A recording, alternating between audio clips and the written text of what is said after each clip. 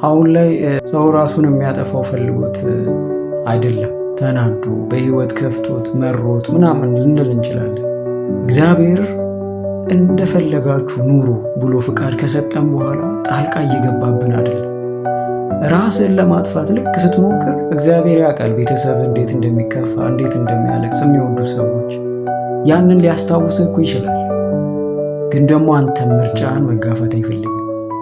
ሴጣንን ስትመርጥ እግዚአብሔር ምንም አይልም። ለምሳሌ ኢዮብን ሲፈትነው ሂድ እስቲ አሸንፈው ከቻልክ ነው ያለው። ቁስል በቁስል ሲያደርገው እግዚአብሔር እያየ ዝም ነው ያለው። ዝም ነው ያለው። አንተም ስትሞት ዝም ነው የሚልህ። ዝም። ጎዳና ላይ የሚኖሩ ልጆች አሉ፣ ወጣቶች አሉ፣ ትላልቅ ሰዎች።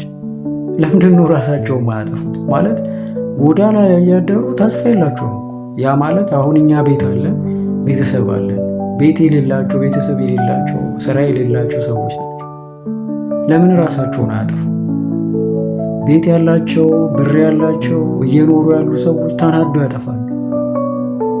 ለምንድን ነው ይመስላችሁ መንገድ ላይ ያሉ ልጆች የማይሞቱት? ታመው የሆነ ነገር ሆነው ካልሆነ የማይሞቱት? በቤት ካለን ሰዎች ይልቅ ውጭ የሚያድሩ ሰዎች እግዚአብሔርን ያያሉ፣ እግዚአብሔርን ያውቁታል፣ በጣም ይረዱታል። አመሰግናለሁ ነው የሚሉት በሰላም ሲያድሩ። አረ ዛሬ በሰላም ነው ያደርኩት ነው የሚሉት። እኛ ቤት ውስጥ ስላደርን ግን እግዚአብሔር በሰላም እንዳሳደረን አይታወቀንም። ለምዶብን ግን በሰላም ስላሳደርከኝ አመሰግናለሁ እንላለን። እሱን ከነሱ ከመንገድ ላይ ከሚያድሩት እና ከናንተ አንጻር እግዚአብሔር ጋር ሲደርስ ይለያያል።